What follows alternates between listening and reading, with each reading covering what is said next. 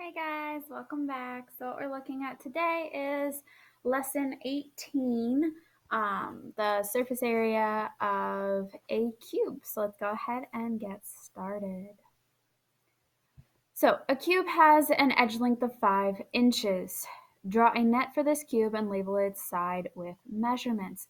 So if we're thinking about a cube, if we open it all up, all of the faces are squares. So my drawing is going to be a little off, obviously, especially when it does that. Okay, so we have 3 of our squares. We need, let's see, 1, 2, 3, 4, 5. Extend this down, over and up.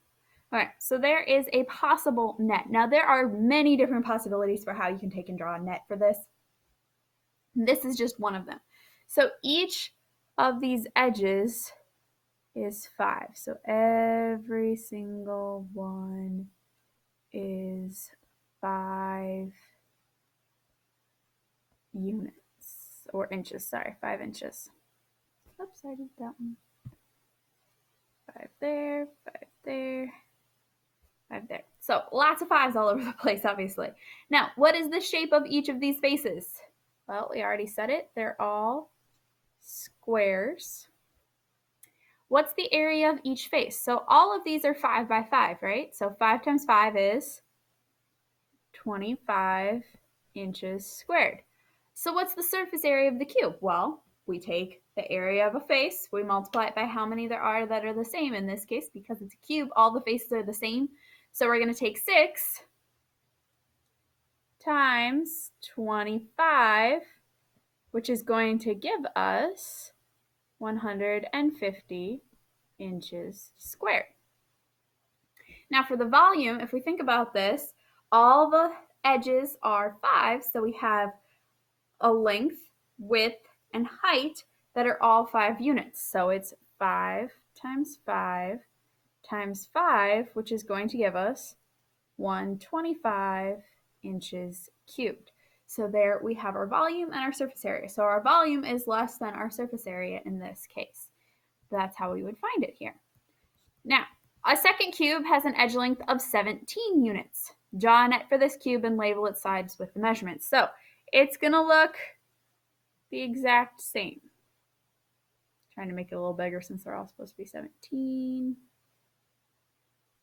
3.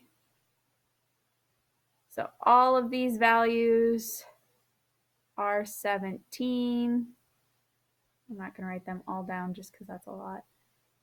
So all of our values are 17. Now, explain why the area of each face of this cube is 17 square units. Well, how do we know that? Because the side length of each square face, so side length of each square face is 17 units. So finding the area would be 17 squared. Write an expression for the surface area in square units. Well, we know the area of each face is 17 squared. How many faces are there? There's 6. So the expression would be 6 times 17 squared. That's going to give us what the surface area of the cube is, because it's taking the area of each face and multiplying it by how many faces there are. Now, the expression for volume, remember, volume is our 3 dimensions, so all of those are 17, so it'd be 17 cubed because it's 3-dimensional, remember? So volume is 17 cubed. So this is tying in what we just did in the last lesson into this lesson with the exponents and everything. Okay? All right, so the next thing, maybe,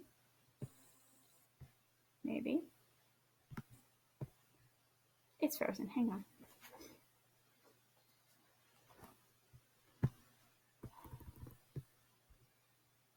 Cube has an edge length of s. So this is back to those ones that kind of confuse you guys, where we're taking and dealing with a variable instead of having actual values. Don't let that confuse you, okay? It's not as weird as you think. It's just imagining that it was a number and you're doing the same thing, except we have to keep it in terms of the variable. So we want to draw a net for the cube that has edge lengths of s. So if this will write, that's very wrong.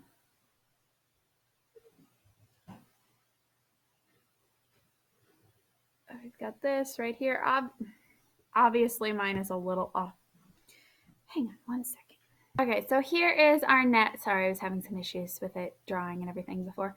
So here's our net for this. Now, once again, we could have different ways to draw our net. This is just one example.